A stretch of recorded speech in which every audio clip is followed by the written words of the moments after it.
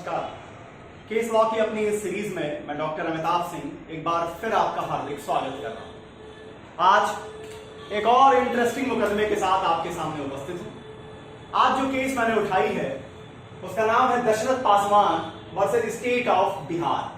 बिहार का मुकदमा है और यह कहानी चलती है दशरथ पासवान के इर्द गिर्द।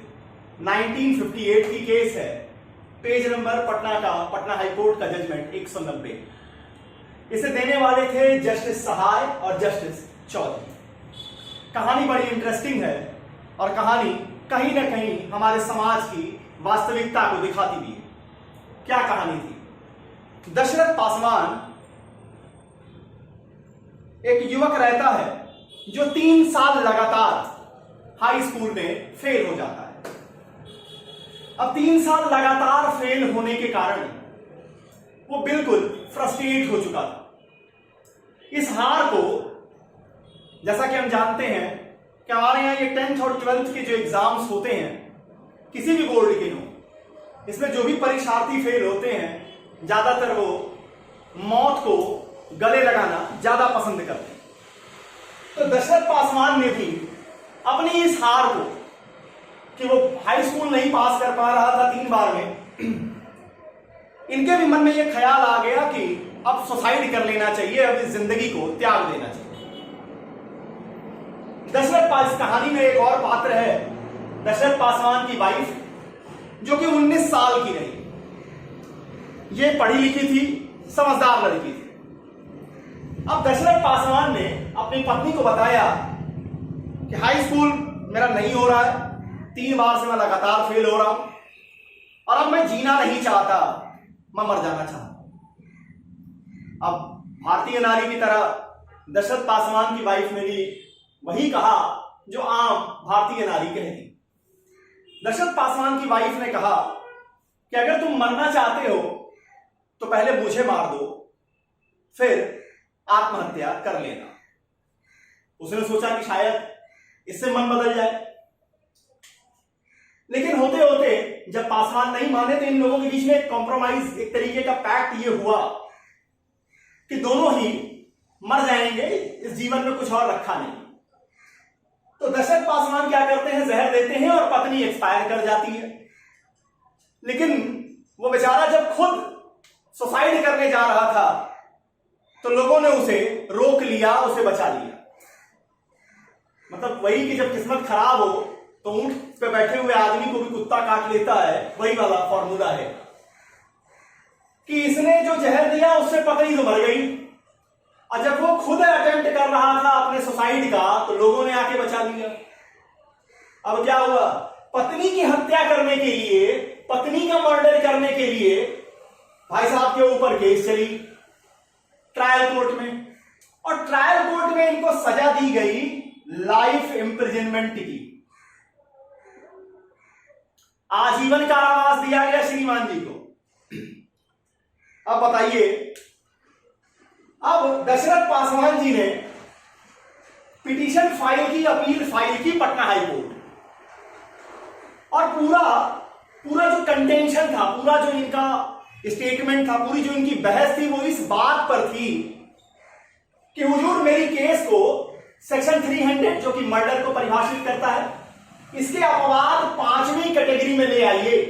क्या कहता है एक्सेप्शन नंबर 5, वो समझिए कि अगर कोई व्यक्ति जिसकी उम्र 18 साल से ज्यादा है, जिसकी उम्र 18 साल से ज्यादा है, अपनी मौत के लिए सहमति प्रदान कर देता है कि उसकी मौत हो जाए, इसके लिए वो सहमति दे देता है, कंसेंट दे देता है, तो वहां जो मौत होगी, वहां जो डेथ होगी, उसे हम मर्डर नहीं कहेंगे, उसे हम कल्पेबल होमिसाइड कहेंगे। मतलब एक तरीके से कहिए मर्डर का छोटा भाई, जिसे सेक्शन 299 आईपीसी में बताया गया है, कल्पेबल होमिसाइड। दोनों के बीच में डिफरेंस क्या है, अब यहां उसको मैं नहीं आपको विस्तार से बता रहा हूं। इसके लिए आप मेरी वीकेंड लेक्चर सीरीज में आर वर्सेस गोविंदा का जजमेंट है, उसे देख लीजिए। वहां विस्तार से कई मुकदमों के जरिए यह समझाया गया है। अब आ जाइए, तो सेक्शन 300 के एक्सेप्शन नंबर 5 में यह है कि अगर कोई व्यक्ति जो 18 साल से ऊपर का है अपनी कंसेंट दे दे अपनी मौत के लिए, तो फिर अगर उसकी मौत होती है तो ऐसी मौत हत्या नहीं मानी जाएगी, मर्डर नहीं माना जाएगा, उसे हम कल्पेबल होमिसाइड मानेंगे। अब यहां देखिए, प्रोसिक्यूशन जो कि सरकार का पक्ष रख रही थी, उसने कहा कि साहब ये जो पत्नी ने कंसेंट दी है, दशरथ पासवान की वाइफ ने जो कंसेंट दिया है, ये वैलिड कंसेंट नहीं है। ये सेक्शन 90 आईपीसी में जहां कंसेंट को परिभाषित किया गया है, उसमें ये वैलिड कंसेंट नहीं है, ये प्रेशर में दिया गया कंसेंट है। सेक्शन 90 क्या कहती है? सेक्शन 90 आईपीसी ये कह रही है कि अगर आप किसी चीजों को छिपा करके कोई कंसेंट ले रहे हैं, अगर आप प्रेशर में कंसेंट ले रहे हैं, अगर आप फ्रॉड करके कंसेंट ले रहे हैं, सहमति ले रहे हैं किसी व्यक्ति की, तो वो लीगल सहमति नहीं मानी जाएगी, वैलिड सहमति नहीं मानी जाएगी, वैध तरीके से ली गई सम्मति नहीं मानी जाएगी। अब जस्टिस सहाय और जस्टिस चौधरी ने यहां पर चीजों को एक्सप्लेन करना शुरू किया। जस्टिस सहाय और जस्टिस चौधरी कहते हैं कि प्रोसिक्यूशन के साइड से ना ही कोई डायरेक्ट एविडेंस पेश किया गया, ना ही कोई सर्कमस्टांशियल एविडेंस ऐसा है जो ये स्पष्ट करता हो कि दशरथ पासवान की वाइफ ने जो कंसेंट दी थी अपनी मौत के लिए, उसमें किसी भी तरीके का कोई प्रेशर था या किसी भी तरीके का कोई कपट था, किसी भी तरीके के तथ्यों के साथ छेड़खानी की गई थी। ऐसा कोई भी साक्ष्य प्रस्तुत प्रोसिक्यूशन नहीं कर पाई।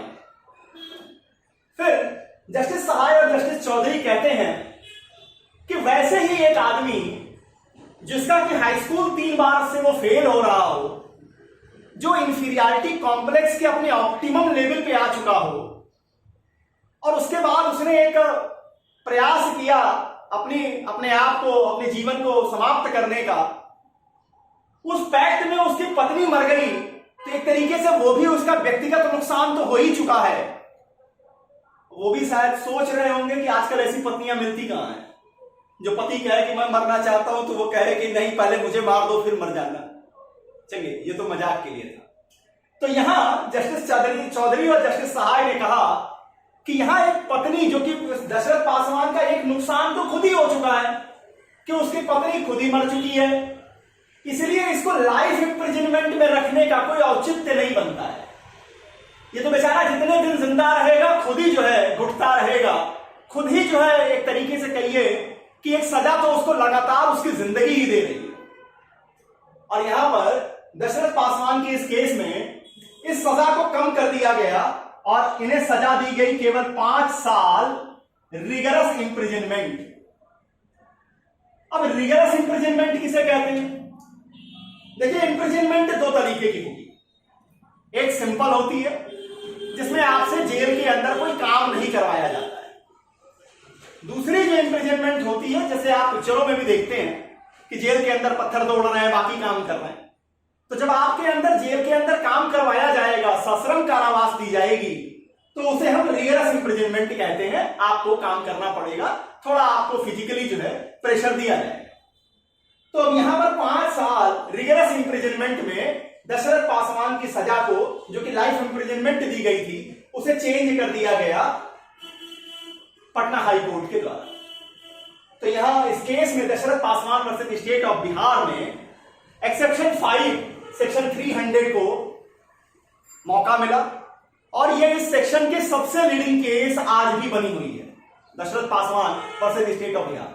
यहां आप साथ में सेक्शन 90 आईपीसी को भी एक्सप्लेन कर सकते हैं। इतनी बातें रही दशरथ पासवान के इस मुकदमे में। कल सुबह फिर एक बार एक नई कहानी के साथ, एक नए मुकदमे की कहानी के साथ आपके सामने उपस्थित होऊंगा। तब तक के लिए बहुत बहुत धन्यवाद। नमस्कार।